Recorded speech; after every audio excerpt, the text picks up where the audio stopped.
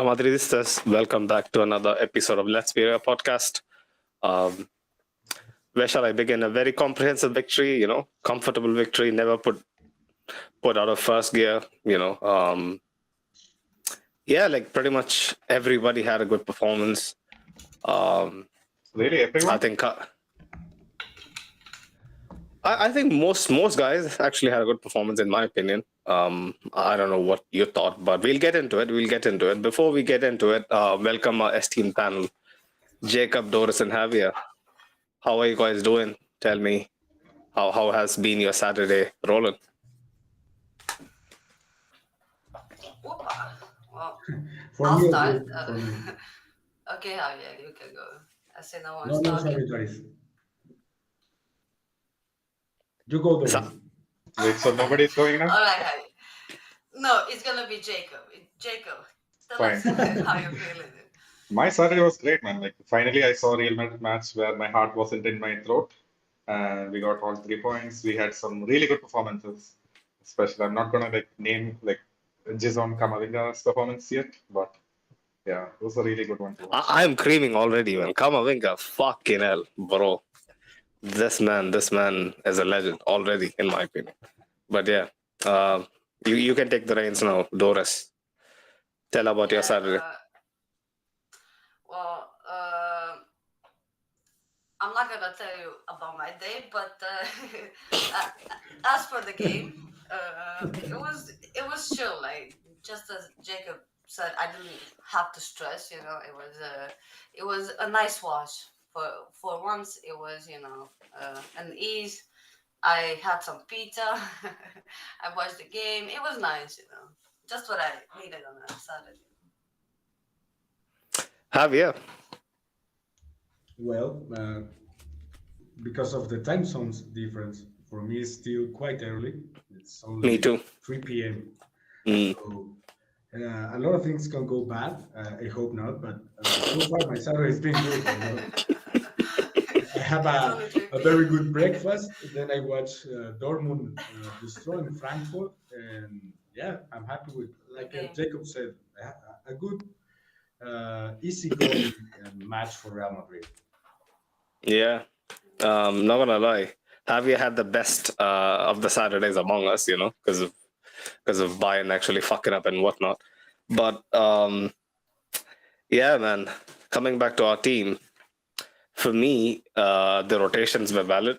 I didn't understand Fede starting again.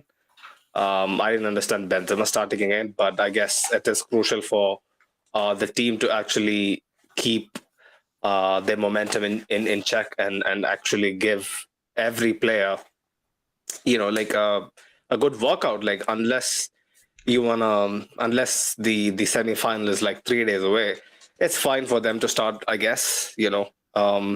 Some of these guys are actually in their twilight, in the twilight of their career, so it is good for them to stretch out a bit. um the way the game started, I knew Celta was never going to be a pushover. Celta has always given a good account of themselves whenever we have faced them. Had some brilliant matches over the years, both at home and away at the Balaidos. Celta is a very good team. You got to tip your hats off to Celta every time you play them. Aspas, some very very good players on the pitch. Vega, Javi Galan. But the way we started, like I was kind of screaming at the TV, like the usual way our team starts, not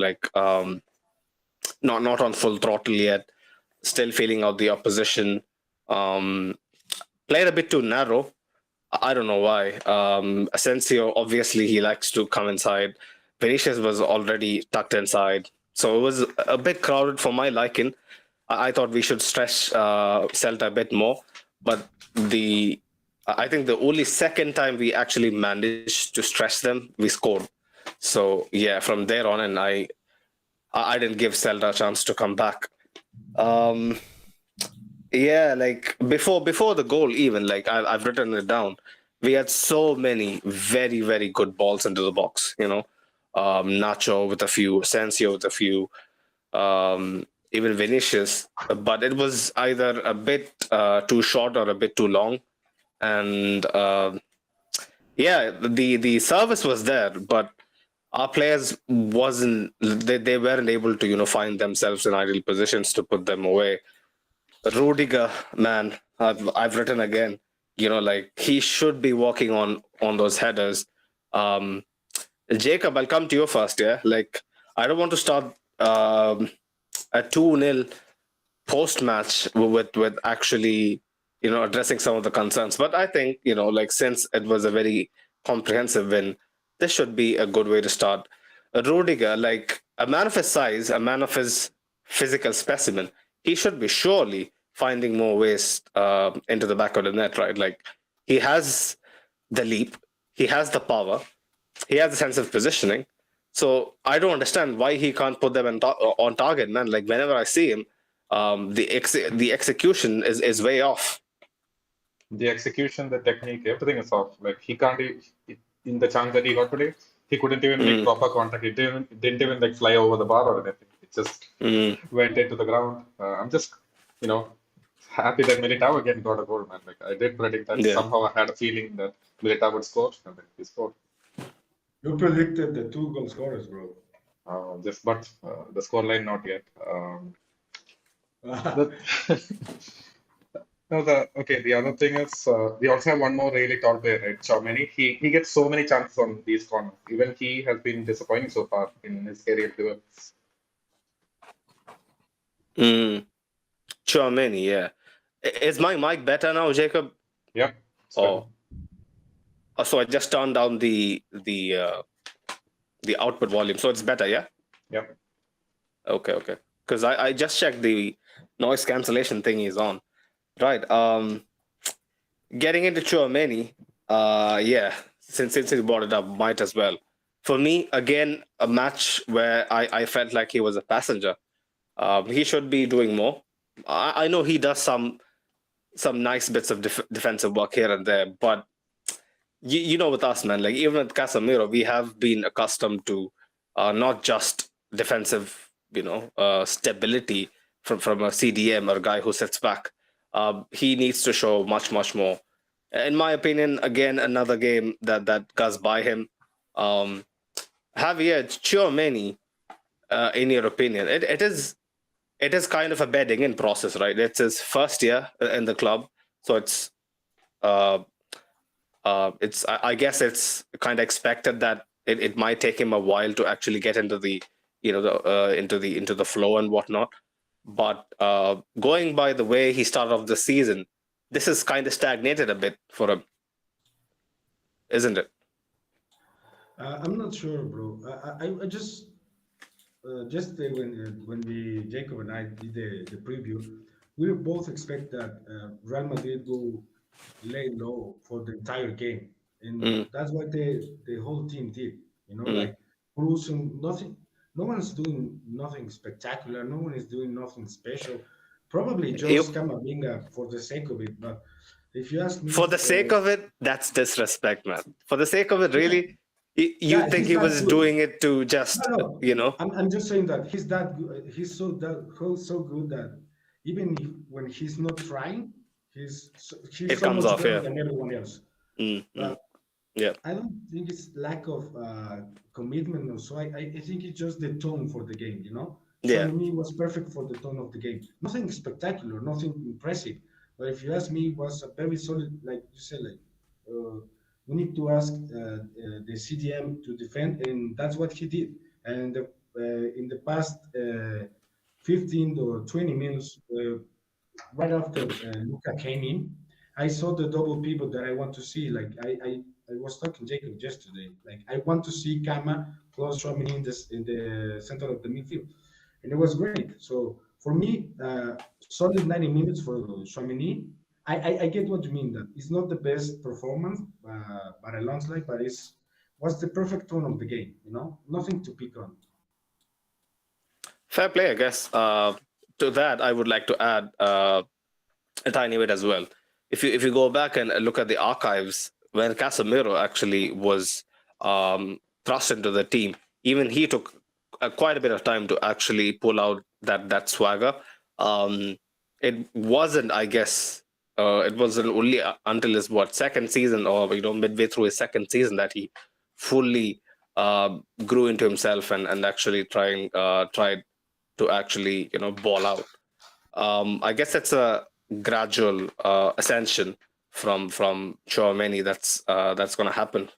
There is a very good player there. There's a player that has uh, you know a skill set that can put most midfielders in the world to shame. So it'll come to light. It'll come to light. We knew what happened with Kamavinga, so I guess the trajectory is only expected. Is only expected. Let's get into some of the comments. Right, lol is back. Nice to see again, man. He says Benzema has been trashed this season, except for 4 games.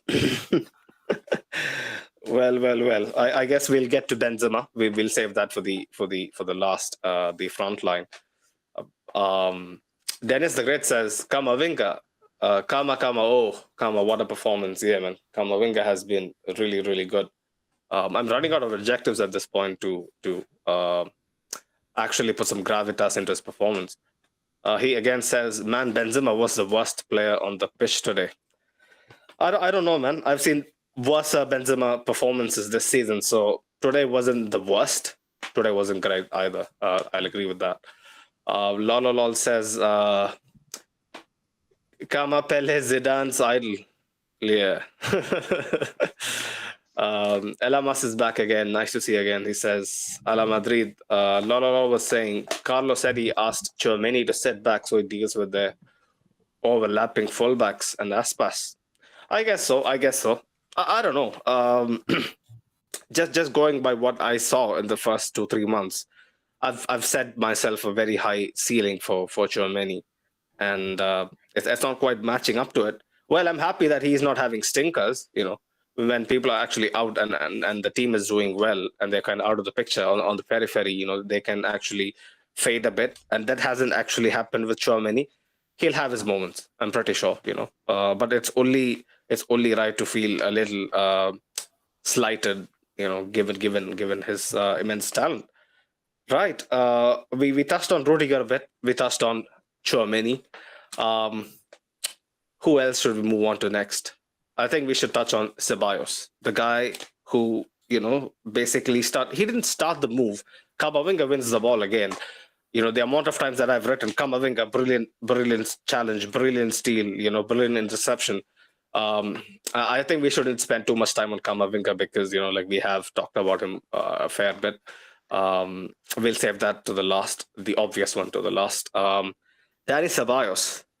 See, I've been kind of a semi-critic of Dani Ceballos over the years. I've questioned his credentials so many times. Is mid-table La Liga clubs, the real platform that Ceballos needs to actually perform? And today makes me wonder again. He had some very good moments, some brilliant link-up play. Was actually also involved in, thwarting a few of Celta's progression through midfield. But Doris, can you sum up Dani Ceballos' night? That ball, that weight of pass to Vinicius, if it's a tad bit off, it's a completely shambolic pass, and Vinicius doesn't have enough time to react or think about who to play it to.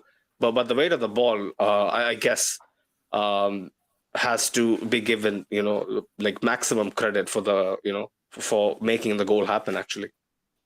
Yeah, obviously, a nutmeg pass is always pretty to look at, I guess. But yeah, all in all, Ceballos and I would say the rest of the team had a really good game. Even though Ceballos, and I think we can all agree, is a kind of an up and down player. And today, I don't think it was any different. It was a better game from him, but it wasn't a flawless game, and I guess as we always say, is standards. It's just our standard, And Dani Ceballos, he's been a question mark, for the past couple seasons, and even this season, I don't see like there's any huge improvement, even though he is playing better. But he's still a question mark. And to just speaking for tonight, he had a really good game. He just for the first goal, and as a midfielder, uh, them not scoring a goal and him assisting a goal, it's a really good game for a midfielder. Yeah, Ceballos, like you just said, like it's a question mark that I just can't seem to find answers. But Jacob, what go on, Javier. If you just a little fact about Ceballos situation, I just hearing today that there's already a renewal offer on the table, and it was the last that it came out because, like you all probably all know, Benzema is renewed. They say Modric and Tony are renewed. Nacho is like difference between Nacho and Ramos is that the Nacho's offer is not gonna expire, and they said like, okay, Danny is. They have an offer for him, and I agree with them because uh, like I say, it's nothing spectacular about Danny. He had a solid games here and there, but if you go to the market and you ask like 20 million price for a midfielder, you're not gonna find anyone better than him. And if you ask me, I will give them Mariano's money to to Ceballos and keep him as a rotational player, like a very solid decision. You seriously are gonna Yeah, pull like this Mariano? no, no, no. The bigger what the fuck is like, are you just valuing Ceballos at 20 million in this market? No, I'm saying that if you gonna renew Ceballos, you need to renew him like for 4 The thing years is, plus. Jacob, you got to be more realistic, right? Like, see, we would demand 40, 45 for Ceballos. I guess that is realistic. Yeah. But that would be the amount of money that we would be paying going out to get someone. Do you think, like, if Odegaard only got 40 million, which is down to us being very good negotiators and not, like pissabouts like Barcelona, but also the fact that if someone comes in for Dani Ceballos, do you really think they are going to pay 40 million? I don't think so, man. The max 30 million. Max. No, That's it. he's free agent. He's already free agent. Yeah, If yeah, you yeah. Like I'm talking in a Market value. hypothetical scenario. okay, okay. No, but I'm not saying that Ceballos is worth 20 million. I say he's worth probably more, but like I said, if you renew him and give him like 5 million year contract, it's only 20 million for you as a team, and it's the amount of money that you're gonna save for Mariano because Mariano is leaving and he's on a 5 million year salary. So it's a win-win for me. Yeah. 101 touches, 81 passes completed, 2 out of 2 dribbles completed, 6 out of 8 duels won. I guess like Ceballos is a midfielder that you need in the squad to actually give rest to your veteran players and your players in the starting 11. I guess he does his job. Like what we were discussing last year, he was very much on the outskirts of the team setup, but now he is like one of the first names when a rotation is on the table. So yeah, man, like I guess I'm happy with what he's offering, but yeah, like calls for him to start, like it's still a long way away, and he's not getting any younger. He should be, realistically in the prime or beginning of his prime as a midfielder. Hopefully, it gets better for him. We need Ceballos, we need him. Elamas in the chat, he says Ceballos, and you could throw in Asensio as well. Gives me the feeling that they perform better and great for the squad as long as they remain as squad players. Yeah, that's the important bit. The moment Asensio is nailed as a starter, you see his form to drip. We have noticed that over the years, even with Rodrigo, for large parts last season, when he was given the responsibility to start outright, you see him missing or drifting in games. But this kind of swapping out between Rodrigo Asensio and even Fede sometimes. I think it's a great dynamic for Carlo to have. I think that's one of those few what do you call trump cards that Carlo generally likes to have up his sleeve. Especially latter stages of the Champions League as well. I guess this whole setup, uh, gives the squad a better look. It's almost like we're rewarding some of these players, rightfully so, for their increased determination and willingness to help for the cause. I guess it is gonna increase team morale. It's gonna reinstill belief in some of those players. Breaking in from the academy as well. Like they see that even despite the weight of star names on the in the squad, like the players who are actually giving their all and putting in great performances are actually getting rewarded. I think that's a good sign. It's a good sign. It's a win-win. LMS also adds, it's when they get a bit big-headed and demand to play week in, week out that we have a problem. Yeah, see, we have to tweak that a bit. Like if they had a demand to play in, week out and actually play it really well, nobody would be having a fuss about it. But it's when you start week in, week out and you get found out pretty quick that's the real problem.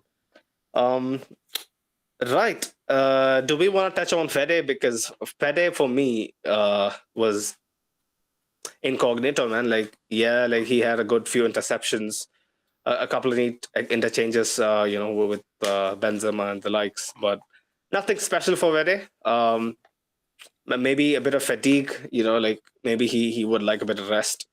But Javier, man, Fede Valverde, nothing special, yeah, for tonight. Nothing special, bro.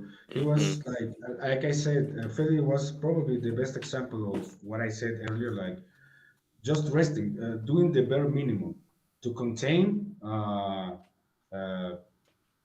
Celta's midfield, and he was not in the mood to attack today. Like I said yesterday with Jacob, like I predict goals for Fede, but he didn't even have the chance. Like he didn't even came to the three parts of the midfield. No, nothing special for him. Like I say, there this the starting lineup there. Like okay, I'm not gonna risk an injury. I'm not gonna risk a fatigue. I'm not gonna risk anything. Uh, and I think it's understandable and it's also good for the team. Like whoever came that is not Fede is gonna probably break the rhythm of the game, if you know what I mean. Someone that tries to earn the place, someone who's out of themselves trying to do something special. Like I don't know, probably Kamavinga of last year, yeah, instant yellow after 10 minutes. Yeah. So probably Carleto said, like, okay, we're not. Some of you are gonna start, some of you are gonna get sub, but you need to keep the tone. And whenever is after the second goal, it was like everyone relaxed, and he made the changes. Like okay, not relax as much, a few dumb mistakes. I write down what down from Rudiger that Camavinga saved us, but it was probably an offside, so nothing. They have an easy game. But still, since you mentioned it, might as well, segue into Rudiger, because I have a bit to say about him. That specific chance, yeah, like when he slips and loses the ball. Like imagine in a worse scenario, it's the Champions League semi-final. Okay, it is the second leg away at Etihad.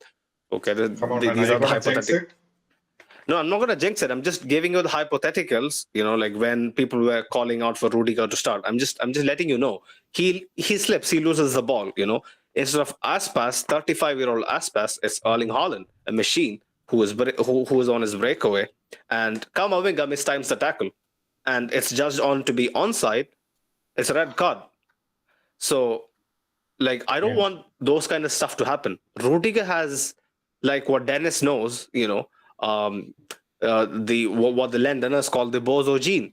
Like it's like you can't actually predict what this man is going to do in the next instance.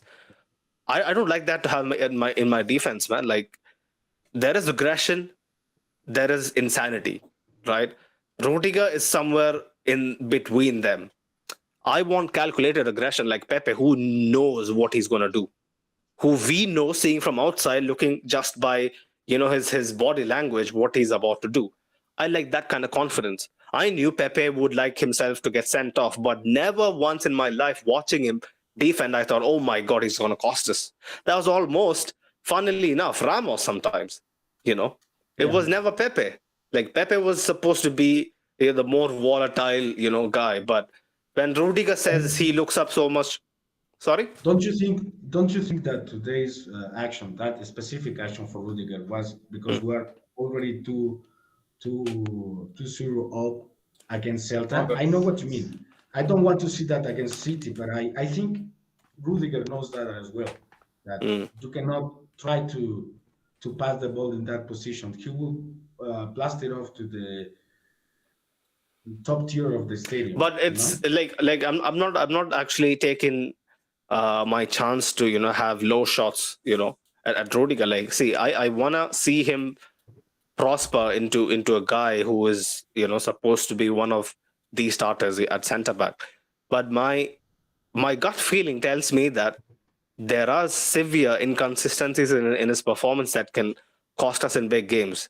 You know how Militao was breaking into the team. He had inconsistent moments, but you rarely saw Militao be inconsistent in a high pressure moment. Like in an instance where. Not really, man. Like I feel like Militao does a lot of slips. This last season, he had a lot of slips in big moments in the game, especially against Man City. He and Alaba had a horrible game in the first leg. I feel like you're being a bit too harsh on Rudiger. The fact is that he hasn't been put into a really high pressure situation yet in the Champions League. We will know when he gets into that position. I feel like he's more of a big game player, or because he's a crazy bastard, right? Even in training, you can see he's not really the one who's really thinking about things. And when a big situation But I want to go back. I want to go back to your point. When you said Militao has made big mistakes, what age was Militao in last year for the semi-final against City? He was 23. He was 23. It was his first semi-final, right, of his career. And it was the first season where the stakes were his second one? above. No. First one. Yeah. It was Militao's first semi-final at the Champions League. And he was already in the team when Varane blew himself off against. But he wasn't in the starting 11 picture then. But he was here. And he played. He was here, but he wasn't the main guy. So I'm telling you, the stakes were different. But you know how a man like him got out of that? Militao was a fucking stone wall. I knew some of those inconsistencies, some decisions where he completely misreads the situation. Like, I completely remember that. But you got to also voice out that how he came back better on the other side. Put Rudiger in the same situation. Do you have 100% confidence that, yes, he makes a dumb mistake, sometime early in the first half, and then he recovers his confidence? I don't fucking think so, bro. Simple as. Yeah, okay, but I can believe we haven't seen that yet, man. Like I feel like it's too hard to like. I'm telling you, I've seen enough. I've seen enough from Rudiger to suggest that it's not going to be plain sailing for Rudiger. I mean, I don't think so. We'll find out because yeah. Go ahead, Harriet. So sorry, it's the first season of Rudiger as well. Yeah. You're praising, but he's 29, has won a Champions League, has won titles elsewhere. That's my second point. When we buy Militao, we expect from him to be a crucial player for a long term. I think Rudiger and also Alaba are a medium to short term. Even Alaba can have some slack because he's not a centre back by trade. He played left back for 9 years. Yeah, but they are like what, 30 and 29? There are no long term. But you see Alaba, man. You see Alaba, even in the most shittiest of situation, he has a bit of composure, bro. That's all I ask. Like the attacker, it's not just that. It's not just that. It's not like obviously. It's obviously also helps that like Alaba is better on the ball. Just pure body language. Like when someone sees Rudiger flapping about, they know they're in this guy's head, and they can actually like take advantage of I feel like of his. it it could be even the opposite effect. Personally, like yeah, LMS was also saying Rudiger has a way to frustrate the opponent and especially the strikers and make them lose their focus. It could be the opposite as well. I have seen the opposite happen. Some defenders, some strikers get to him and then he just loses it. But he's very volatile. He's like a secret weapon that we. You're right. We don't know what version of Rudiger we might get in a big game, but we have no choice. So for Man City, and I'm just gonna stay positive until like I'm gonna see negative performance in a big game from him. Yeah, let's hope for the best. I guess this conversation is still the jury's out. I don't think the very fact that Doris has remained quiet all throughout this Oh, this audience was speaks volumes. this was something, yeah. I mean, for City, is just like Jacob said, it's not like we have a choice. So any discussion about it is, pretty much pointless unless Alaba gets healthy, which we'll see about that. There If have Alaba been gets news healthy, that Alaba, yeah, there have been news that Alaba will be available for the first leg. But nothing is confirmed. And Alaba with Nacho is still a good pairing. Some would say absolutely. it's better than Rudiger and Nacho, but we'll see. I Mm. mean, we are. I'm not saying that we're downplaying what Rudiger can do, but we're not blind. We've seen the kind of chemistry he has with the defense, and it's not like it's bad chemistry, but it's not Militao and Alaba. It's not even Nacho and Alaba.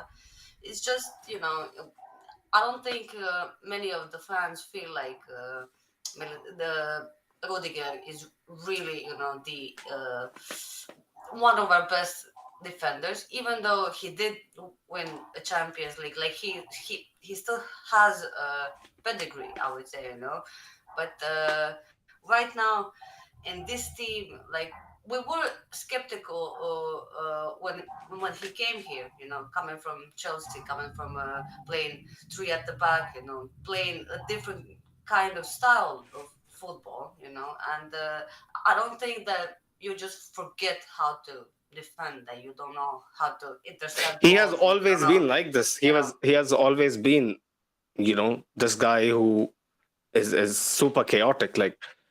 But it might be personal preference. I don't prefer that in my backline, and I don't know why. I don't know. So Let's just go on, Javier. can we run a poll in the chat just for the Yeah, Jacob. Man City Jacob is your game? man. Yeah, Jacob, can we do a pool? Because I Yeah, think the I'm gonna start results are going to be interesting. Like, okay, who do you want to watch in the partnership against City? Rudiger plus Alaba, Rudiger plus Nacho, or Nacho plus Alaba? I Alaba. think Yeah. that's my three options, right? Yeah. Because I don't want to give dirty to Vallejo, but it's out of the question. So I think you're gonna get surprised. Mm. I expect Maybe. Yeah, like I kind of understand how people who watch the Premier League a lot, who used to watch Premier League a lot, they might have seen Rudiger perform really well. But I don't know, man. He had a So system to do you work want with. to? Do you want to? I have two stats for you that I Yeah. know that you will probably gonna like. So, Mm. guys, did you know that in April we have 20 goals for us and only 3 against us, and we only received in one game.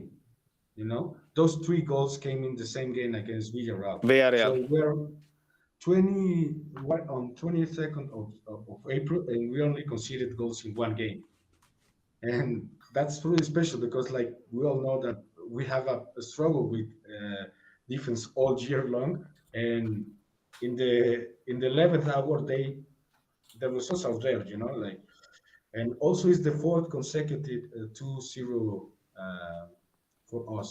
Like, it was Chelsea, Oh, it's 4 on the Cadiz, bounce, yeah? Chelsea, Cadiz, Chelsea, and Celta. 4 in a row. I see it. Real Madrid after the international break, 7 games, 6 wins, single loss. I mean, it's good, man. Like prior to the international break, the morale was kind of iffy. And I remember like how worried I was, like even though Chelsea was not having the greatest of seasons, I was still concerned. But it's looking bright. Not gonna lie, it's looking definitely bright.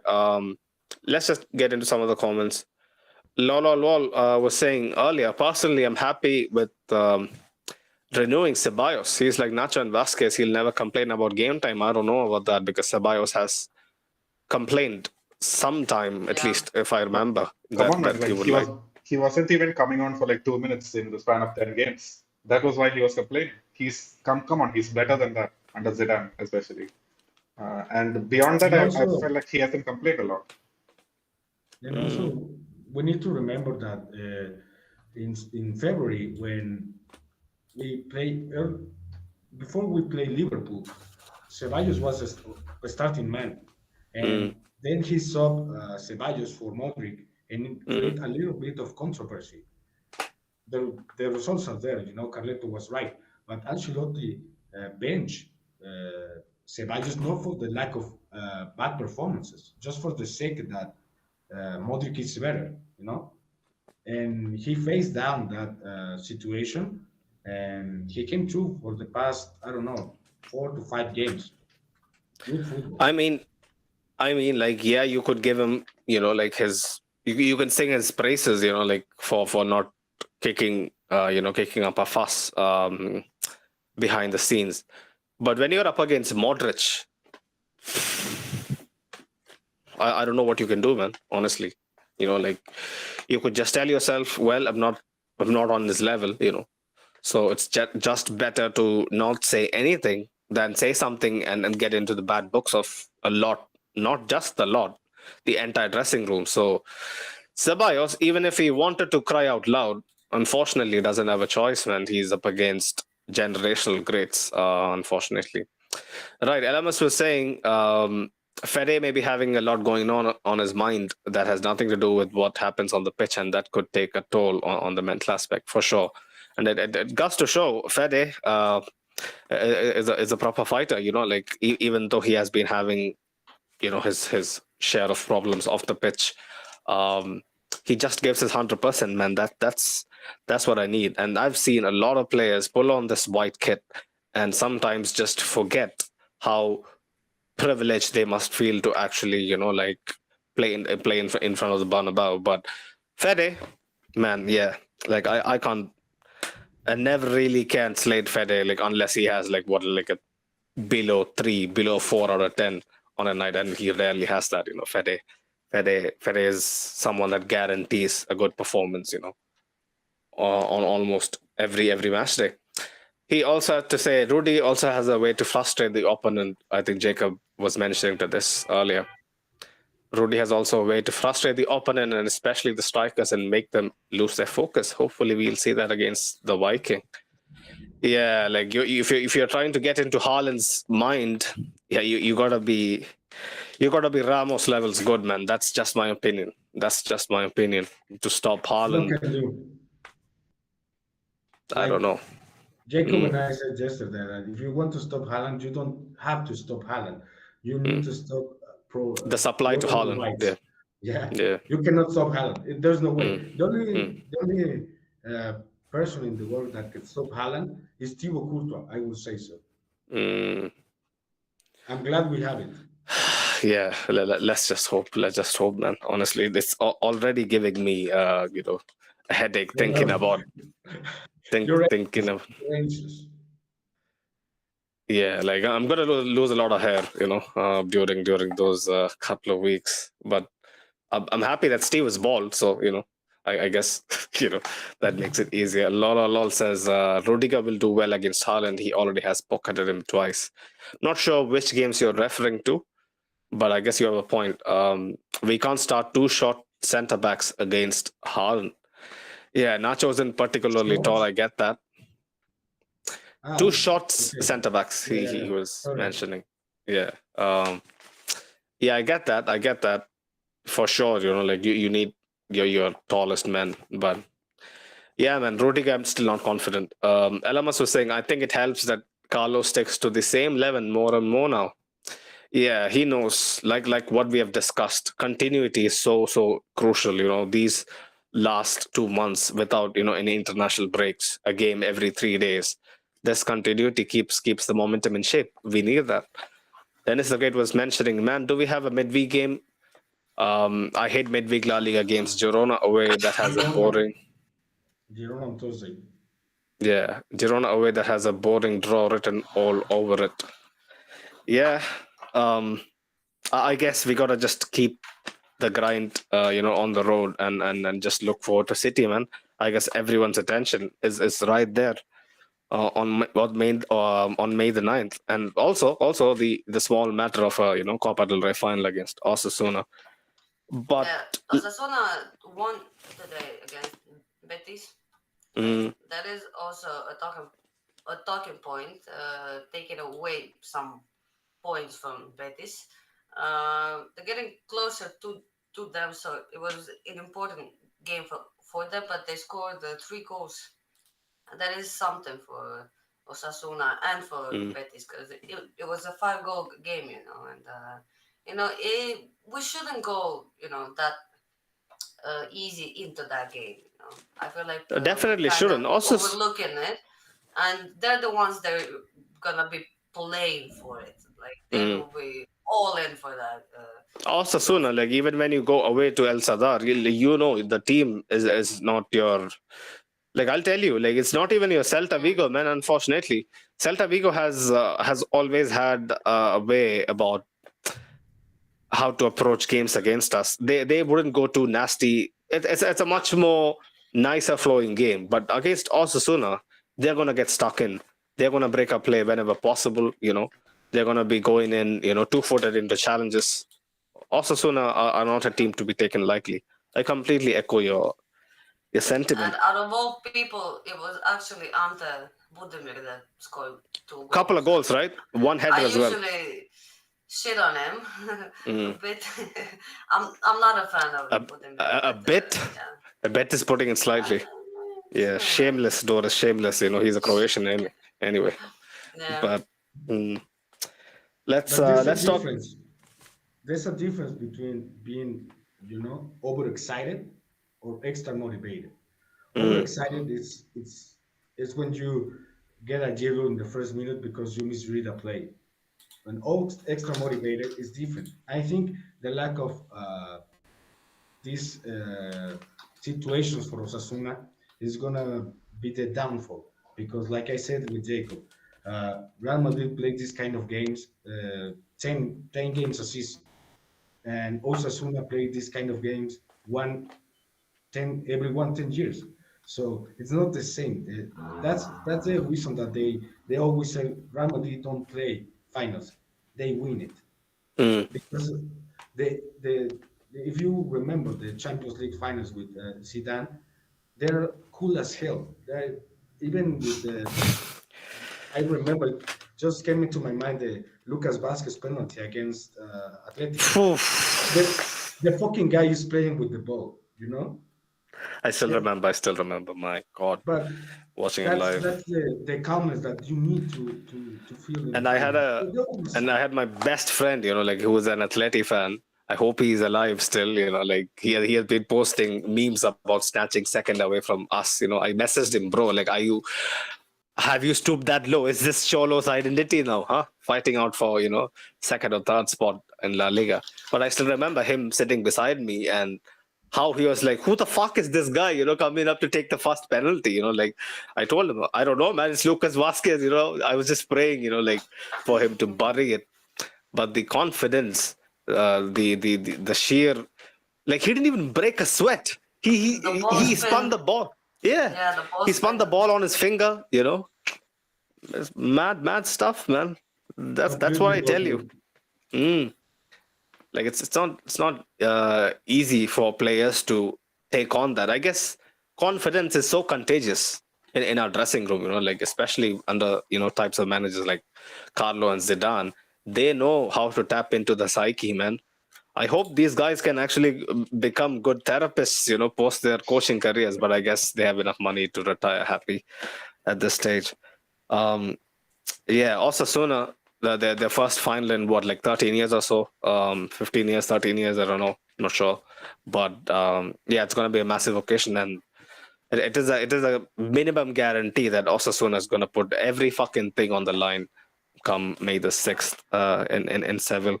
But let's talk about the first goal a bit more.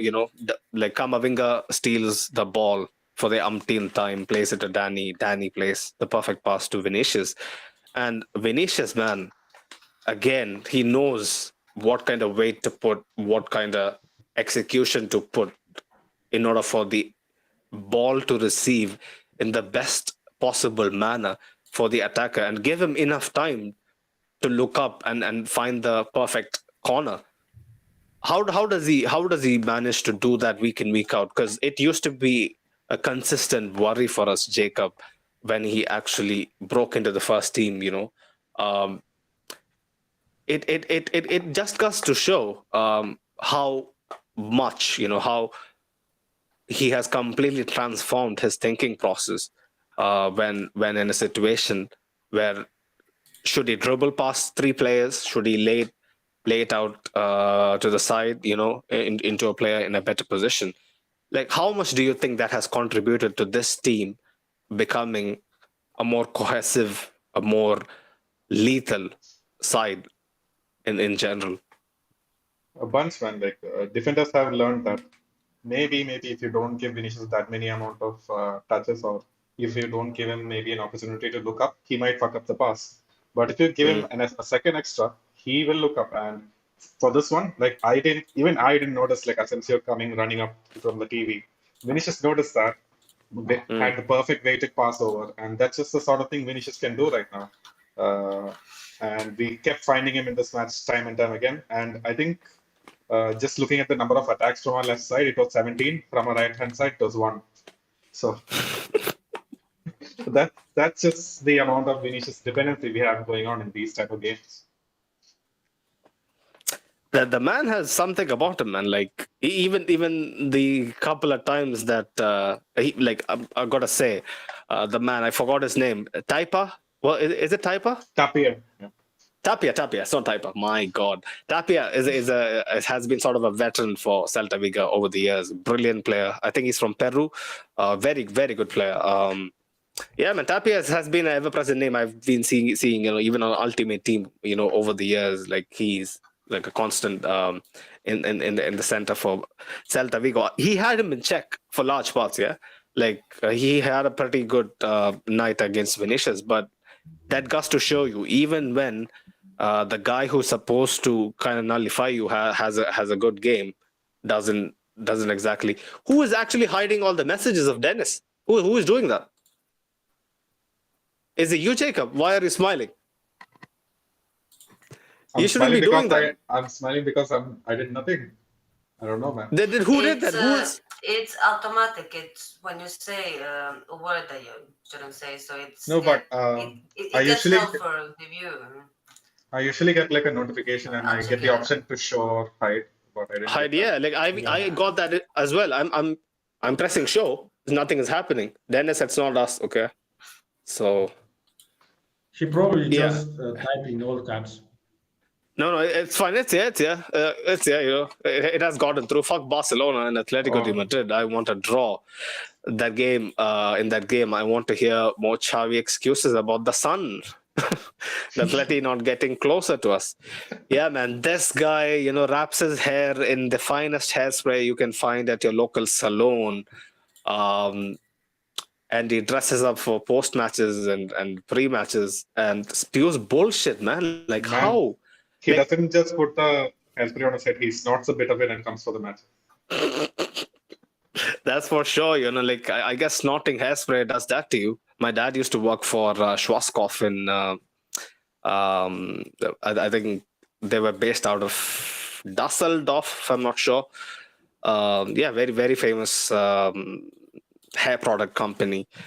And their I remember their hairsprays, like when I was younger, they used to have a very distinct smell that can actually maybe knock you out, if it is used in if it's overused. So I guess it has something to do with it for Xavi as well, because when I actually read some of the quotes that he says during press conferences, it blows my mind. Has he been talking to Klopp about managing the press?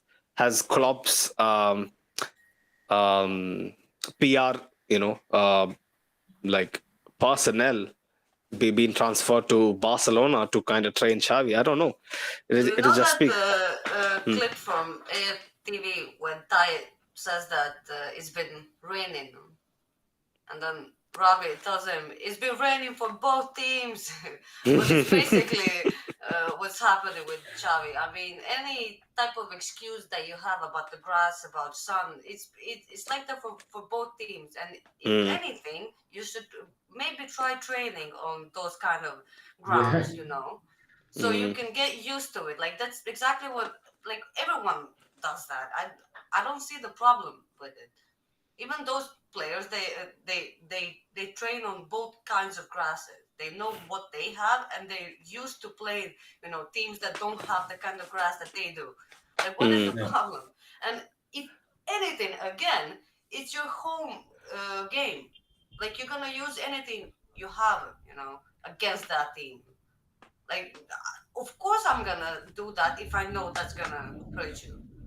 Like, I'm gonna grow that grass even more, water it, give it enough sun, just because I know that Xavi is gonna Yeah, manage a it team will there. fuck you up. Yeah, I mean, exactly. If you're what is the Getafe, point of complaining there? if you're a low, below mid team in La Liga, you have your recipe.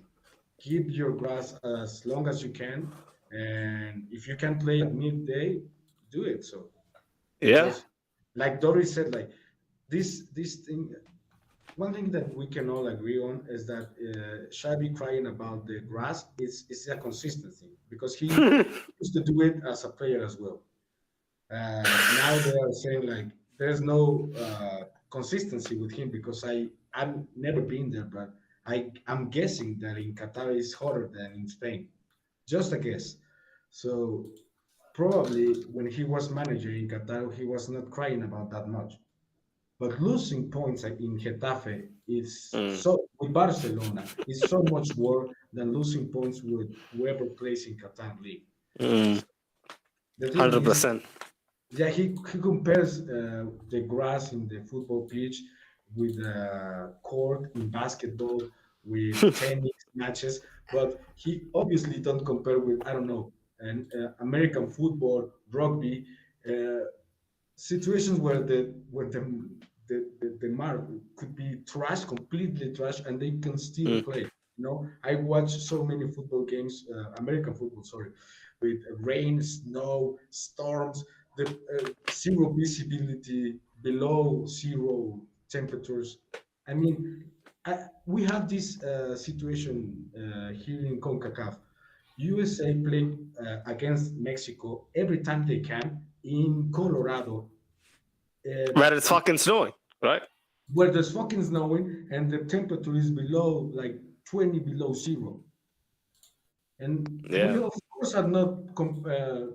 There's no way you can train for that situation. But they go to, I don't know, I think it's Honduras, but the humidity was 100%, and they play like 38 degrees Celsius. So like Dory said, if you can somehow between the the regulations and norms, and so they can bring your home advantage, you're gonna do it. So, but everyone knows that, and the fact that he's one of the few managers that cry and cry and cry about it's ridiculous. It's beyond done for him because he only make himself look like a clown. And he Let said, him do that. Let him do that. I guess And the now teams are gonna, pay special attention to, I doing hope, that. I really hope so. It's that's the just thing. a shame that we cannot do that right now because our pitch looks like sorry, but it looks like ass. Like even tonight, Benzema was so slipping many so slips, so much. many balls going in weird that directions. It's unacceptable. But there's still construction where gonna have to get through it, I guess. Our pitch has been like a nagging issue for large parts of the season. I don't know why that hasn't been sorted. I hope it is sorted by the City first leg. I really, really hope so. Jacob, if you can help me and go back a bit, Elemus was mentioning if Barca loses to Atletico tomorrow, does that create a bit of hope for La Liga? The only Quick thing question. we Yeah. need is them to draw. That's the only thing we should be happy with. Because if either one of them wins, so let's say Barca wins, they run away with it. I mean, they're still running away with it, but let's just pretend for the sake of this. And Atletico, if they win, they're gonna be like 2 points away from us. Like the only thing we need is for them to draw, no matter what. And that will basically be the best scenario. But either one of them winning is gonna be something. Because 2 points being away from Atletico, it's not exciting, and we can only blame ourselves. So them drawing is the only result we should be happy with. Jacob, I don't what know. do you suggest, man? I don't know, man. Like, I can't believe I'm about to say this, but I actually hope Barca is going to win because I don't want the distraction of La Liga. I've given up on La Liga at this point, and I just don't want our players or our staff just worrying about the 3 points. Just Mm, La Liga be La Liga. yeah, fuck La Liga, at least for the And I season. want and I think Atletico need to win. Mm. Yep. The game is at the new camp, right? So no fucking way. Could there still be a chance? I think so. Hopefully, we'll have the same late run as we did when Zizou came in as manager. That is going to only put pressure on our team. Only gonna strain our muscles. That season, I remember how hopeful we were. Especially after that victory away at the new camp, Cristiano scoring the winner and whatnot. But 1 point, if it was like 5 points, you could just say fuck it and not care about it at all. But it came down to 1 point, which is why it was a very hard loss for me to take personally. But yeah, like Ashik was here. He was mentioning Atletico Madrid played all this time, and then tomorrow they'll decide to fold against Barca as usual. I mean, you know the script, man. I hope you read the draft before you commented. Elamus was saying, I love the hunger and eagerness from Vinny to take on his opponent again and again. Duracell. Yeah, he's a fucking Duracell rabbit at this moment. Like I hope he gets shit going again, man. Like he needs these kind of games to, like reinstill that belief he is numero uno. Let's quickly talk about that finish from Asensio. Like I've said on previous podcasts, the knack for scoring goals to actually bury the goal inside the net is definitely the hardest job in the game to do. And for him to actually nag 11 goals and 6 assists this season, if I'm not mistaken, I guess that's what I remember the commentary mentioning. It is a huge feat for a guy that is in and out of the side, Javier. Has your expectations for Asensio gone up a bit since the turn of the year? No, because I think that for the whole season, Asensio has proved me wrong. I was the first one that said that I don't want to renew Asensio, Mm. but this whole season he's been consistent with his commitment and his contribution to the team. The the goal scores and the assists are great, If but someone is doing something on the background, please mute their mic. I hope you guys hear this. Is it Doris actually doing something? Just mute your mic, bro. Not sure. Someone is fidgeting with something, so it's creating some sort of static. So if you want to do okay. something, just mute your mic. Yeah, go for it, Javier. So yeah, it's just the lack of commitment of Asensio for the past, I don't know, 4 seasons for me was the problem. Now that he can show us what he can bring to the table. I also agree that we need to renew him as well. Once again, a player that if he was playing for any other team, it will cost us probably 30, 35 millions, and we can renew him for uh, probably the same amount of money that he already earns, because I think he's on a good salary. So a good player, a good rotational player, and like you said, probably he will end up the season with 20 goals contributions, scores or assists. So 20 goals for a substitution is impressive. Like, I mean, I think I'm just watching the stat. Vini is at 38, and he's probably the top goal contribution player. So half of Vini for a guy that plays, I don't know, one third of the time that Vini is playing, it's great. It's probably the one of the best, if not the best, season. Besides the obviously the breakout season, I think he was 16, 17. Mm-hmm. Good. This Asensio has been good. I think the renewal is well deserved, and I think he can be a crucial player for the next 5 or 6 years. I mean, it's a better Lucas Vasquez, if you ask me. Yeah, 100%. Lucas Vasquez had an eye for goal, but it was definitely Asensio's clinical nature in his finishing that has definitely caught the eye. Not just the clinical nature, we know he loves his, outside the box bangers as well. But this stat actually drives it home. His resurgence in form, since the turn of the year. 8 goals since 2023 started, and he is the Spanish player with the most goals in the top 5 leagues, ahead of the likes of Aspas, Ferran Torres, Ansu fucking Fati. Like there's so many players that have twice as much hype, but doesn't have the same stats to back all that hype. And I guess Asensio rightfully deserves his contract, man. Like 1 goal, an assist, 6 chances created.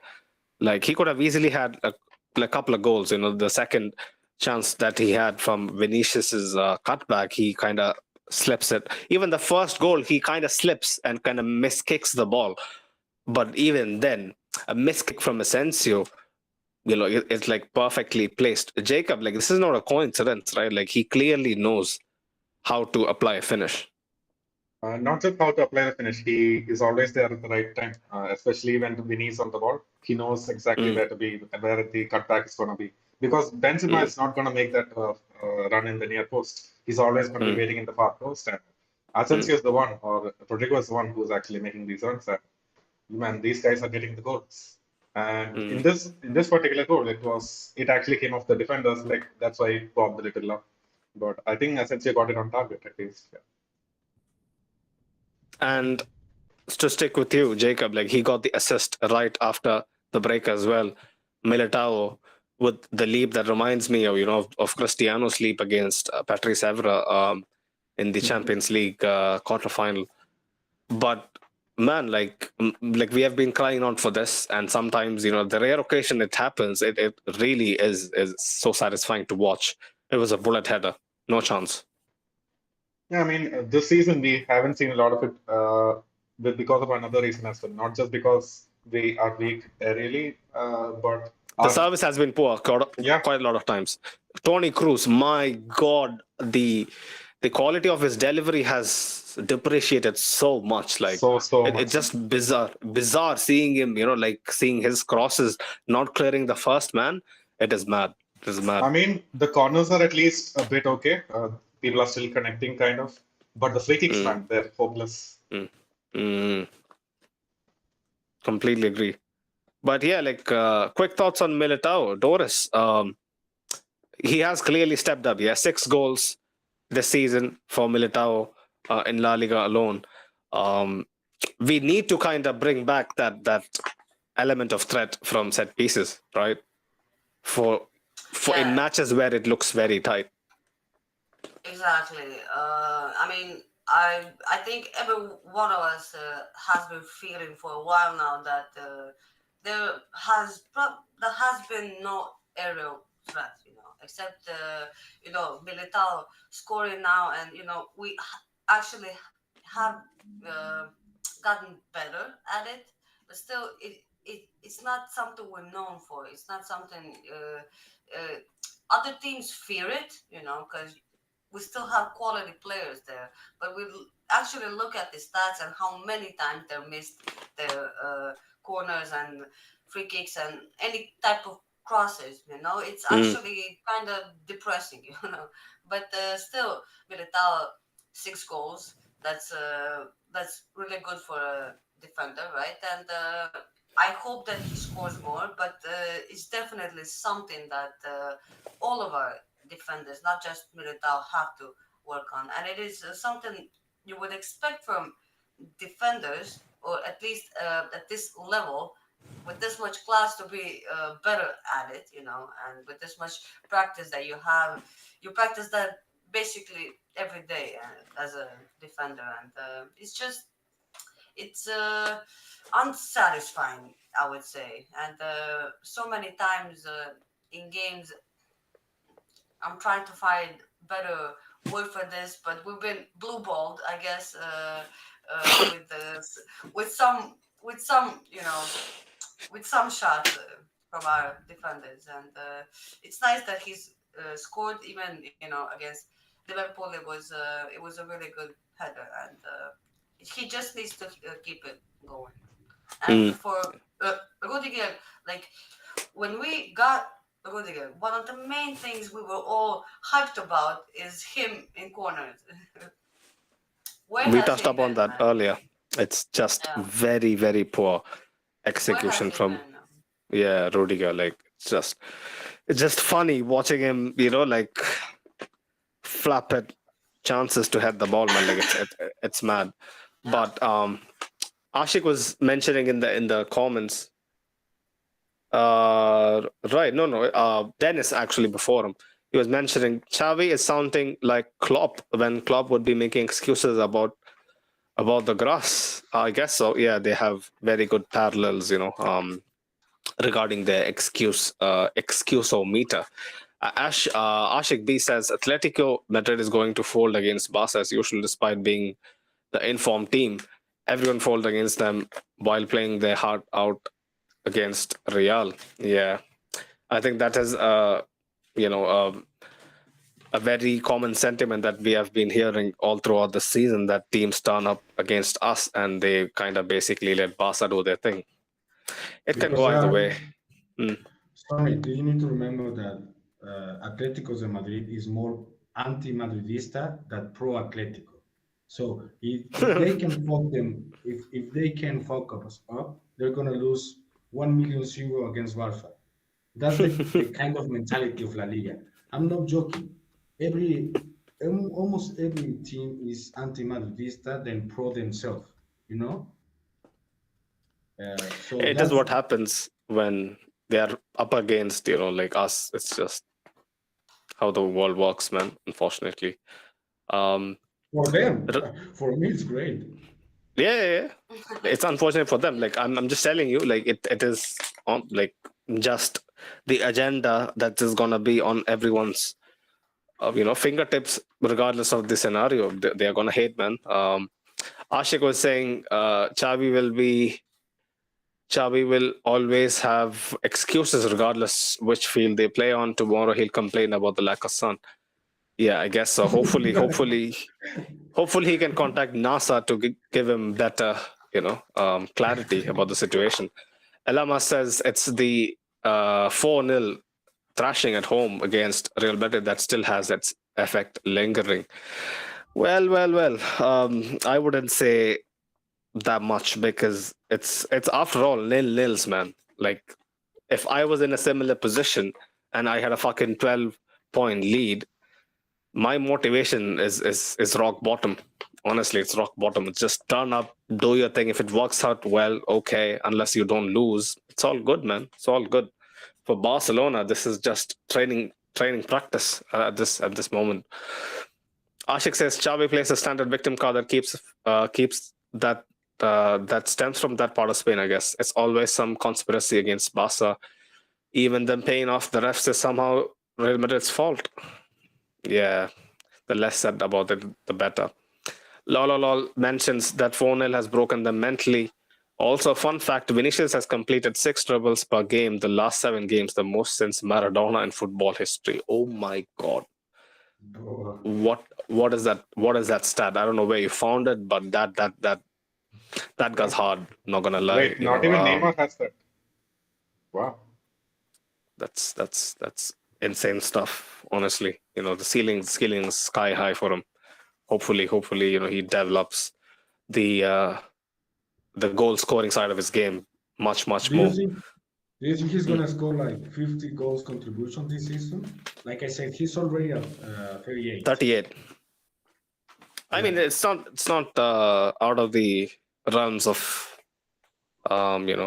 happening, but I'm telling you this, right? I don't believe that he's gonna like cross 50. But if he does 50, we'll have 2 trophies at the end of the season. That's my prediction. That's If for he sure. if he has 12 more goal contributions, outside of the Gironas and whatnot, we'll have 2 very good trophies. Added to the collection. Hopefully that's the case. The whole world wants us to lose. Like I stress this. Like I think I need to go back to that. I definitely started going back to it ever since the Chelsea first. Like I remember, we need to have that mantra back here again. Last year the mantra was the squad must do it for Karim Benzema, because like we remember what kind of a season he was having.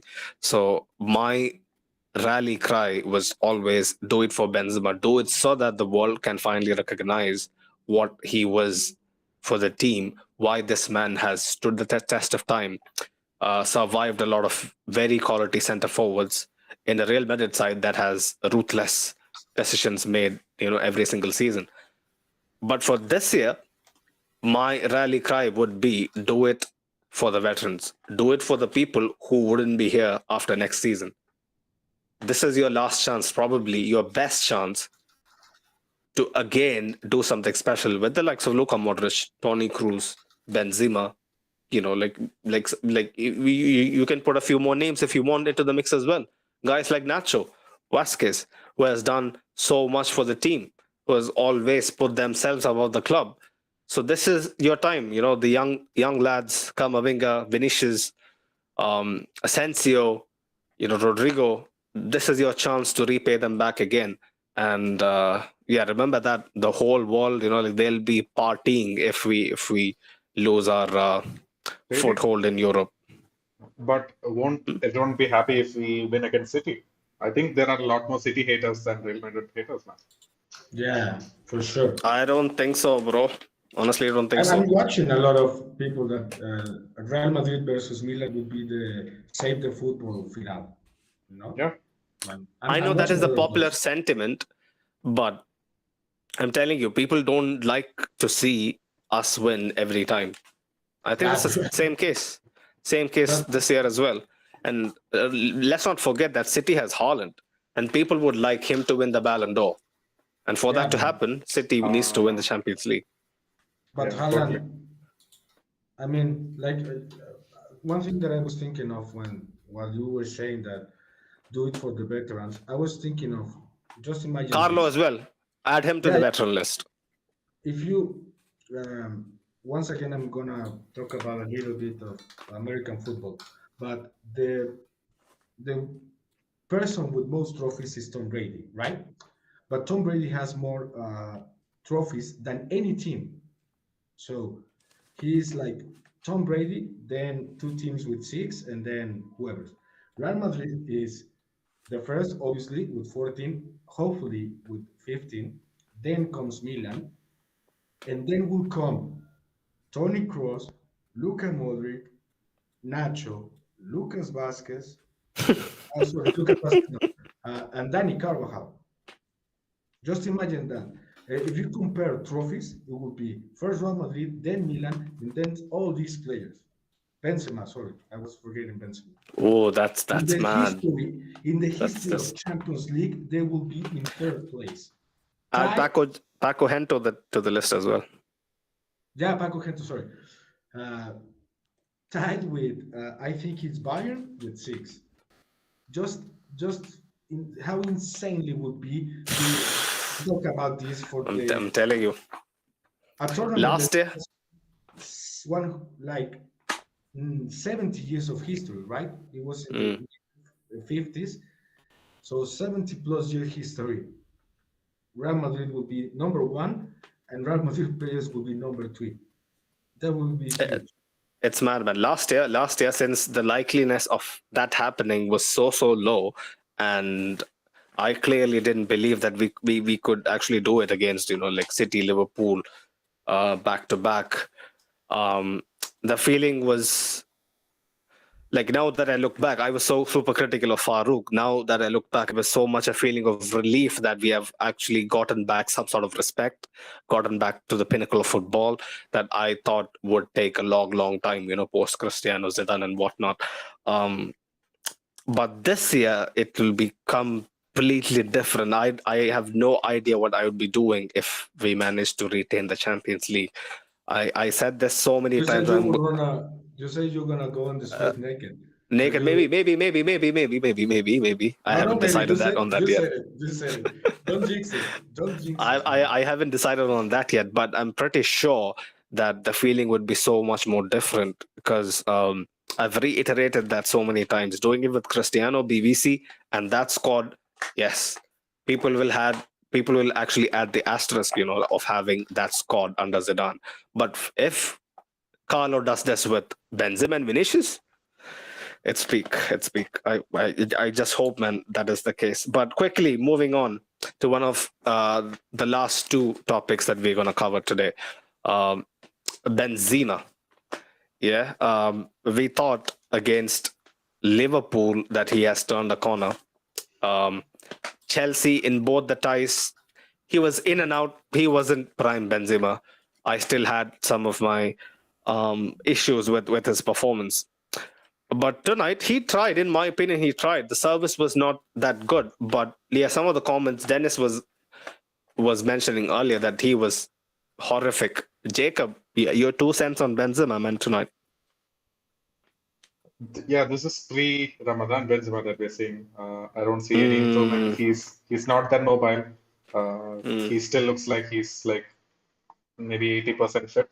He's not like mm. sprinting towards the ball. Even the commentators notice that. So you remember in the second half when Vinny released Benzema, and he didn't make like the full effort to go get the ball and try to get a shot in. To be fair, the ball was a bit overhit, but I feel like It Ramadan was very Benzema would have. overhit. If you are referring to the same ball that I've written it down, Vinicius If super poor pass. man, Benzema could have got into it and cut it back. It wasn't maybe a one for a shot, but he could have gotten it, and Ramadan Benzema would have got it. Maybe I think he is holding back. Maybe I think he Yep. knows his body's limits now at 35. I think that he is trying to kind of get to City unscathed. I don't know. I don't know. I get that feeling too, like especially from all the comments from Ancelotti as Mm. I mean, if that's the case, he should be telling it outright to Carlo. I just need to, stay sharp. So, like maybe give Rodrigo a chance. Maybe I can come on in the 70th minute. I don't know. Maybe that should be a discussion that these guys should be having. But Benzema, yeah, like against Chelsea, Jacob, if you remember, like he was running everywhere, pressing high. Oh, the Like first, especially the first leg, that was insane. He yeah. had a bunch of Mm, link-up play, even though he didn't score. Like it mm, was one of his top performances. And mm. the second leg, he again reverted back to this immobile striker who does nothing apart from just staying on the edges of the box. Mm. Javier, is that something that we have to be concerned about? No, but I will emphasize that, like Jacob said, I agree with him 100%. It's unfortunately for us, Ramadan is over. But fortunately for us, it's a game that, like I said, they have nothing to prove. No one. So why would Benzema play this game is beyond me. I think Mm, you said it should be a discussion with Carleto, but some of the media I'm saying like almost they have a word in Spanish. I don't know if the correct translation is autonomous. You know, he's almost a player that doesn't involve in the same category as everyone else. He mm, does what he wants, and Carleto knows that, and Zidane knows that, and both of those are like, okay, you are great, do what you want, and I'm gonna keep the rest of the locker room chill. Because I agree with Jacob as well and you.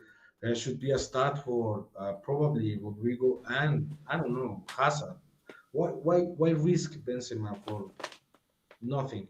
Just to compete with Lewandowski for the Pichichi, just for because if you're gonna be fit for the City game, there's no reason that you are gonna play 90 minutes against Celta today. There's no reason at all.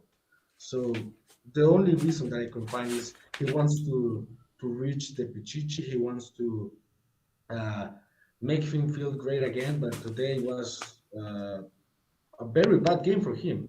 It's no excuse. He had a very bad game. He had a lot of those recently. Is something that we should concern? No. It's something that Carleto needs to talk to him and say, like, bro, you're not gonna reach Lewandowski, and even if you do so, the Pichichi doesn't matter. What matters is Champions League, and what matters is Copa del Rey. Focus on that. mm. Yeah, I guess. Doris, anything to add for Benzema? Not much. I think Javier has said pretty much everything. And yeah, tonight it wasn't anywhere near one of the best Karim games. But it could be the service, it could be him. I think it's a mixture of both. But I don't want to see him, just chase records, and just chase personal awards. He's our captain. He should know better, and if I think his fitness and his health comes first, and I would expect him, to think the same way. But yeah, I don't know. Like we've been criticizing Ancelotti for this even last season, so I don't think much has changed there. But I am more pissed that Rodrigo didn't start at all, even for Vinicius. Like I don't think it's just Karim. I don't think Vinicius should have played either, and it should have been Rodrigo's time, not in place of Karim, but in place of Vinicius. So that's the only thing I don't agree with you guys. But yeah, it is prime time that we get another striker. But until then, we'll just have to There, with there were this. some. But was it unnecessary? 1,000%. Mm, there were some rumors of Robert Firmino actually. Big link with us. I just And today found I it so. saw that he's linked to Barca. To So Barca. until it happens, yeah, let's just. Yeah, like he fits the profile of Karim, but yeah, man, I don't think. I hope he goes to Barca. Yeah, me too. Not gonna lie. Right. So yeah, like one final bit that I would like to address. Carlos Carvajal was actually mentioning that he asked for Militao's shirt after the game. Apparently, he knows him from his time in Porto, and he has only asked for two shirts in his life. That is one is Militao, and the other one is Peter Cech. So yeah, man, Militao is getting into some big company. Going by the kind of form he is in. Very happy to see that even opposition managers truly recognize that he is a completely different specimen to your average modern centre back. Right. So yeah, Benzema. My thoughts. I just don't know. For me, I look for answers surrounding reasons to why Benzema has games where he's completely um, on the outskirts of the main course of action. Sometimes I just think, like he might be holding himself back. I would like to believe that as well, because I know when he's on point, he is just unplayable, and he moves different as well when he completely wants to apply himself. I guess he didn't want to apply himself tonight, but it didn't cost the team. The amount of games and points this man has won us over the past 4 years. Not gonna shit on him for one bad 90. Unfortunately, he has had a few bad 90s this season, granted, but yeah, man, I think he'll be coming in good, hopefully in a couple of weeks' time.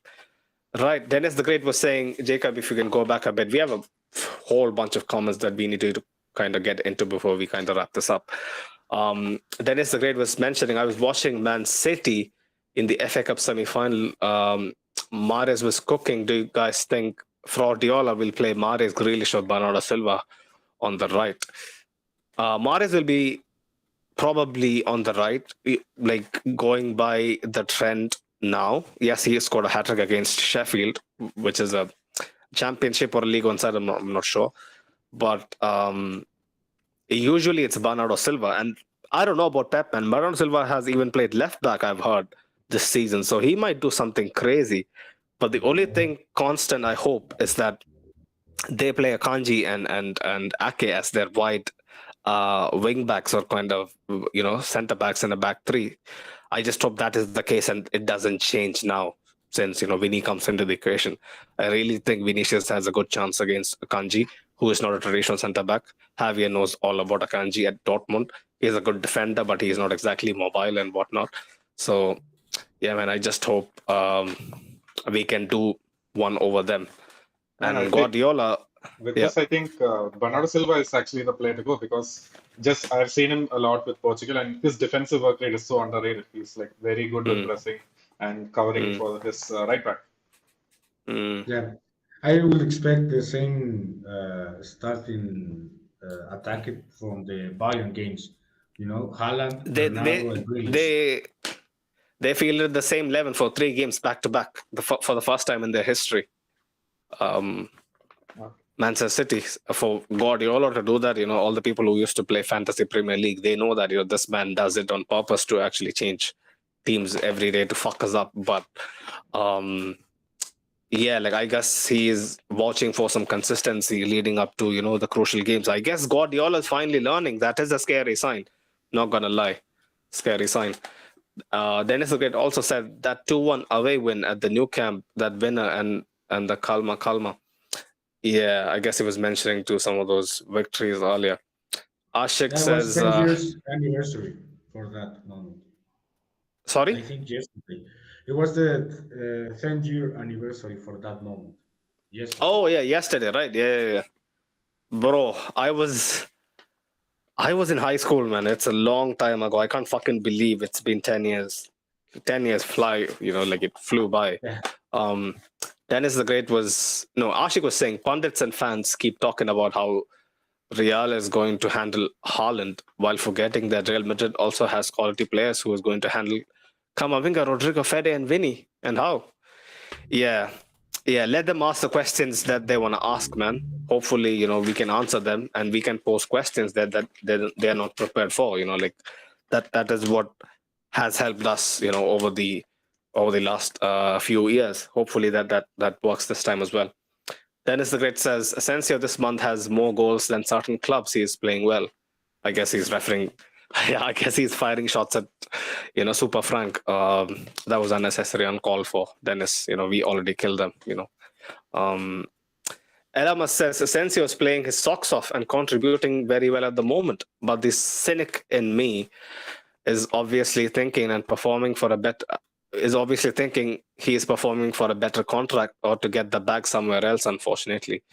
I don't know, man. Asensio loves the club. Every time that he has scored recently, I see him kissing the badge and whatnot.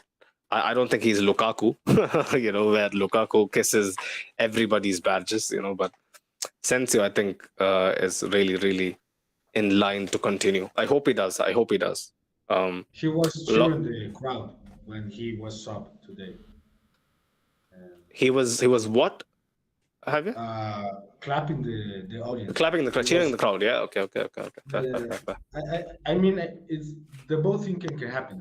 He's playing for the better contract for sure. Everyone is. The only reason that you perform well at your job is to have a better contract. Don't.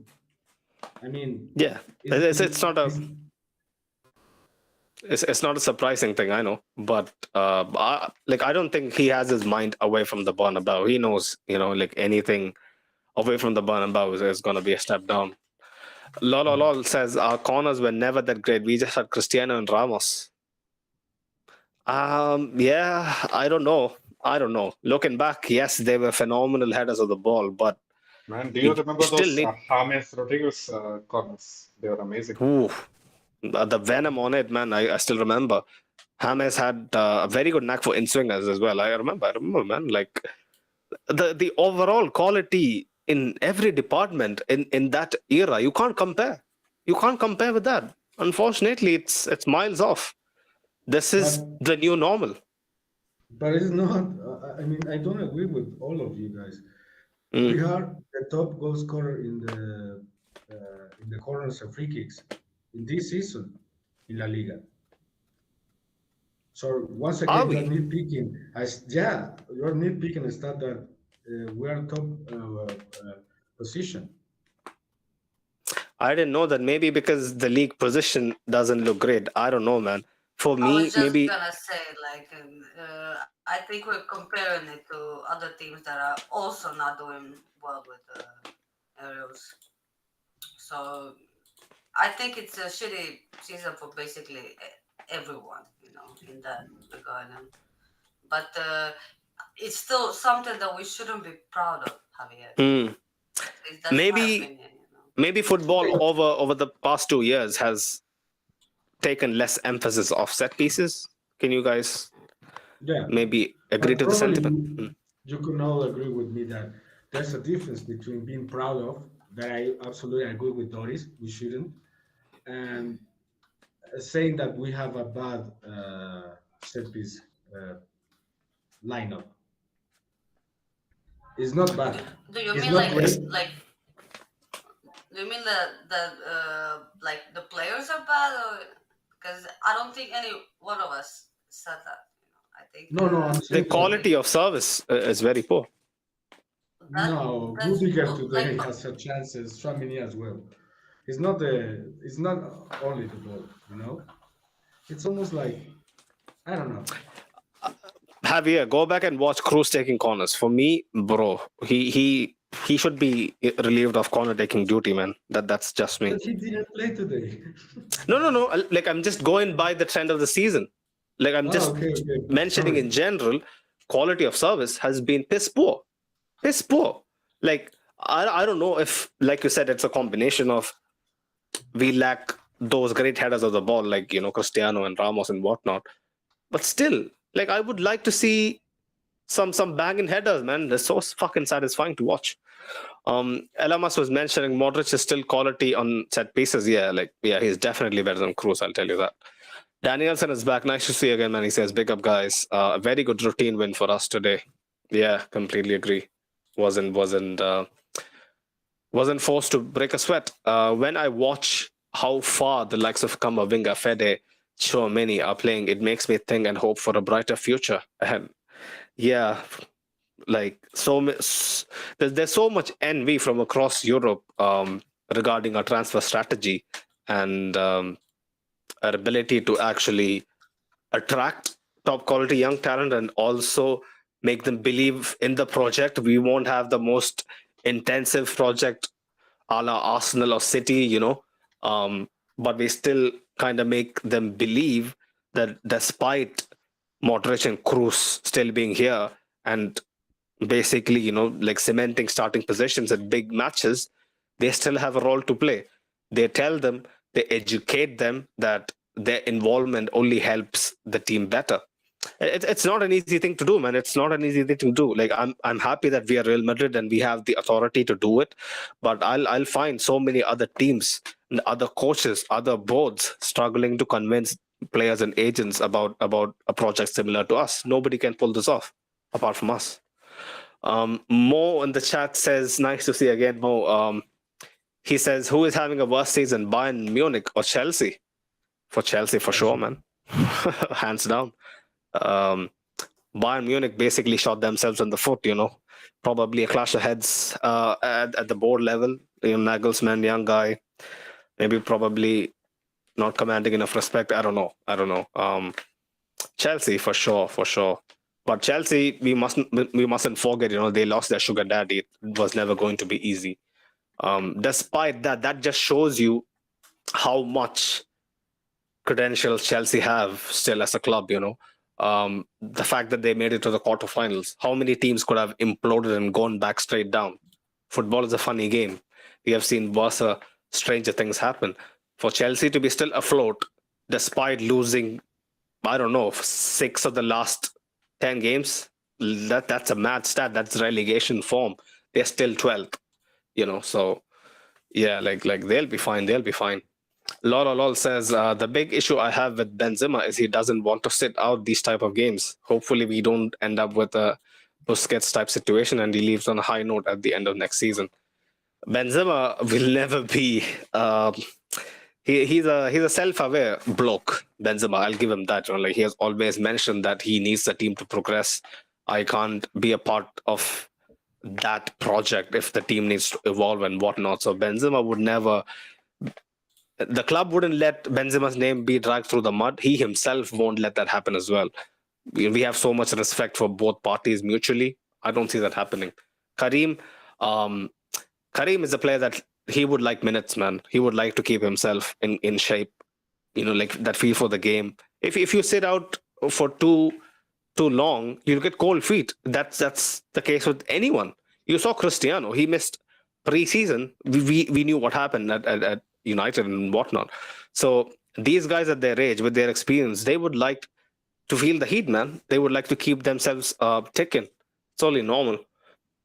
Danielson says, guys, not gonna lie, in as much as I've always been a Benzema fan and will continue to be, I think we need to start looking beyond Karim. Yeah, that's been my opinion even last year as well. But hopefully something might happen. Mbappe next season, guys. Anybody believes it? It's gonna happen next season? Yeah. No, next season. Come on, man. No way. The season Next after? season. No way. Yeah. He's 20 coming for free in 2024. Okay. I don't know if I want it, but No, but I Mbappe changed my himself mind said, so many times. Mbappe himself said, man, that he's gonna stay in Paris until he wins the UCL. Let's see. The thing is, Jacob, when Sonny was talking about how important is the role for the veterans and so, I was thinking that so many players came to a new club, and they want to be the best, the best ever. And when you're playing at Paris and the bar is so low that you could potentially be greater than the team that you're playing. But when you come to Madrid, you know there's no way in hell you're gonna be a better player than the whole team. I don't know if I'm. So probably what Mbappe and any other player need is to play for a team that is better than anyone, better than the history of everything combined. Cristiano was perfect because he was trying to be the best at Real Madrid, and he was, and he made history. Probably it could be the same regard as Mbappe. Like you're not gonna be greater than Real Madrid, but you can become a legend of Real Madrid. It's not the same. He's already better than. He has more trophies than Paris. For God's sake, he when he wants. I don't know if he gonna win the Champions League with PSG. I don't think so. But if he wins the Champions League with Paris, he could say, "I'm better than this team. I'm already won a World Cup and I'm already won a Champions League." But even if he came to Madrid and win 10 straight Champions League, he's nowhere near as the Real Madrid history. That's the difference between a small team and a big team, a big club. And I hope he came. I hope that only if he can be focused on playing football. I hope Ramos, like while they chill out on their weekend get-togethers or whatnot, barbecues. I don't know what the fuck they do over at Paris. Play cheese. at this point, I don't care. But like, I hope he, gives him some uh, good advice that like sticking with these fashion brands, like isn't going to help your career, isn't going to help your career trajectory one bit. For Mbappe as a player, I have so much against him for the shenanigans he pulled last year, but like I'm a man who loves football. We all love football here in general, yeah. Like, and we want to see the best of the best players don't not waste their careers.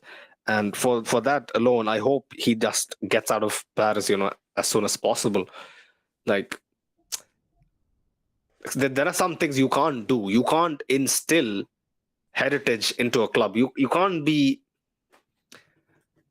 I don't know, man. You can't be like, see, like some people mention when they talk about Chelsea, obviously he wasn't part of their golden generation, but guys like Zola, yeah, Hasselbank, or even at Arsenal, Henry, he couldn't win a Champions League.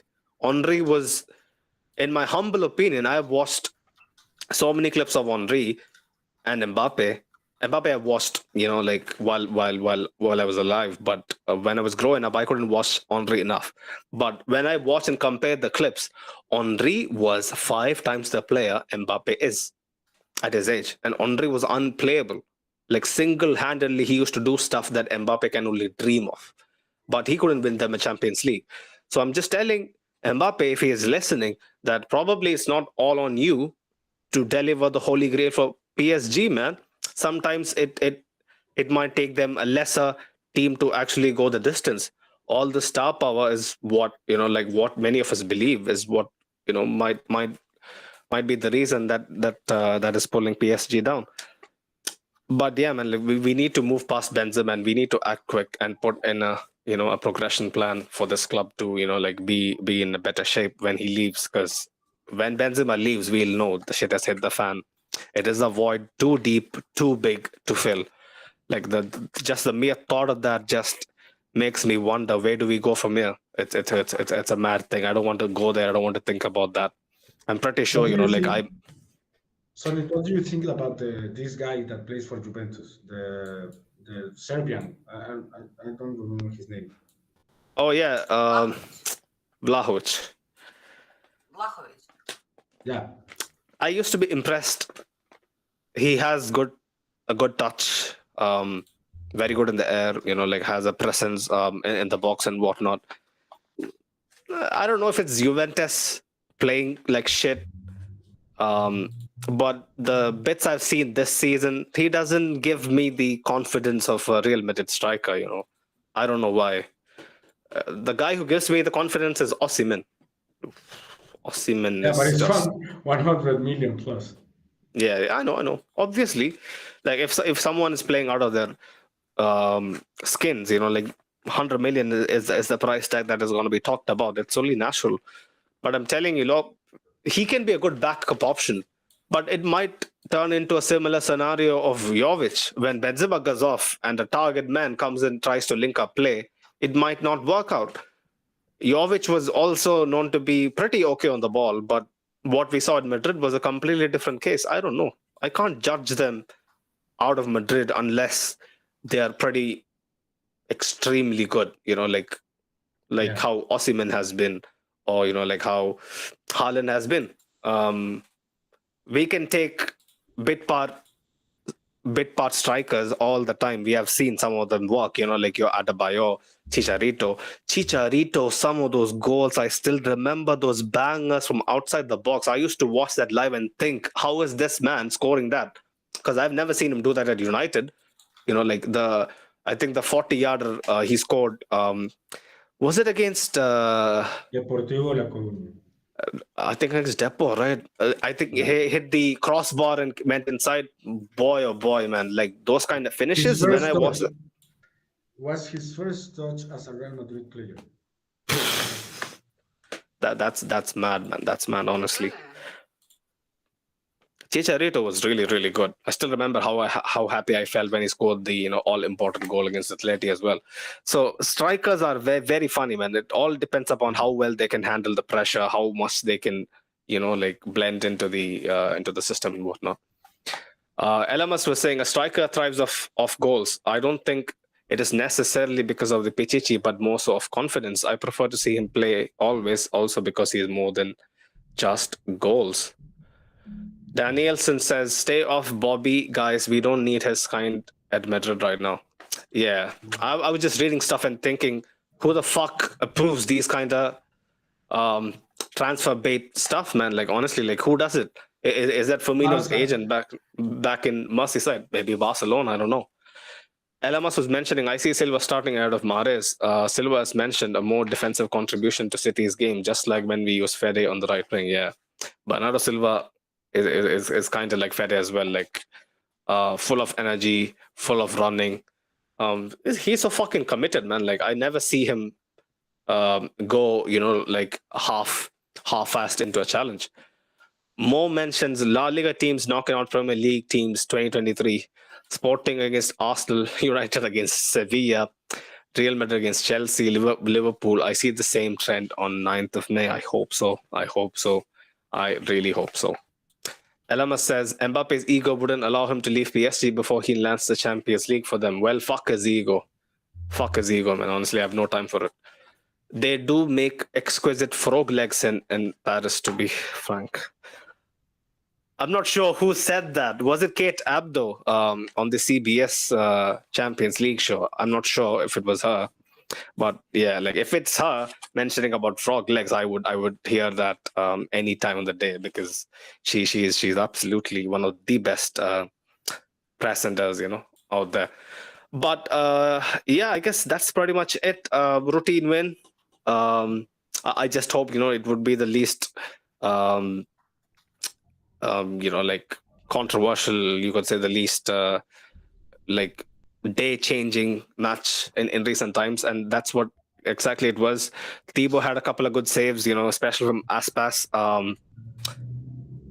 Apart from that, he was pretty much unworked, but still Thibaut receives none of his flowers, because like we are so accustomed to him actually making those saves. But his time will come. His time for big moments is only gonna roll in by the next couple of weeks. But yeah, man, major shout out to our listeners on audio platforms. Like we mentioned on the last episode, over 20,000 plays. So yeah, massive love for all the love people. Also check out our partners on Instagram, Real Madrid Committee. Their links are in the description below. Yeah, like any final thoughts, people, before we go? Who is our next game? Girona, right? On Tuesday. Yeah. Yeah, Girona away? Yeah, Girona away.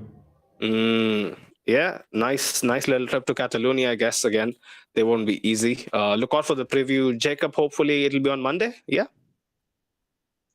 Let's see, man. Let's see. When else can it be?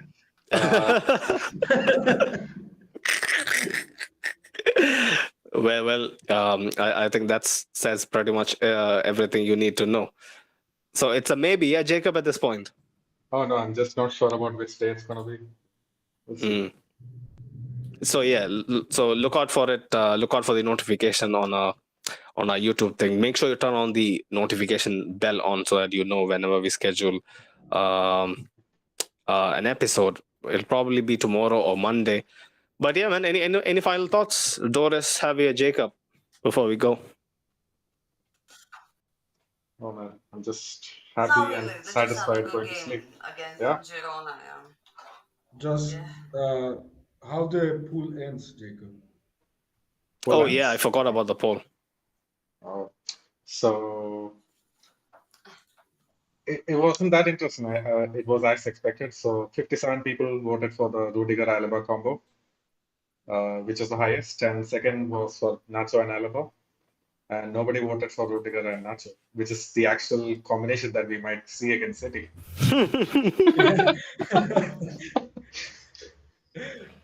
We should be worried, because that's the exact combination that we're gonna saw. Yeah. So yeah, It's gonna be you interesting, see guys. you see the sentiments that like that both us and the people that we are having this conversation with share. We all have the same concerns, like we all watch the same game. We all have the same know-how about our team, and we have the same concerns. So I hope the management sees that and does something, man, and improvises a bit.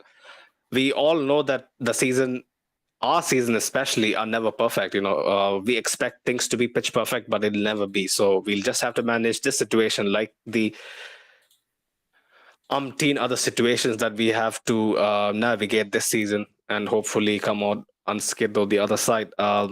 Yeah, man. Until next time, I guess. Ala Madrid. Hala Madrid.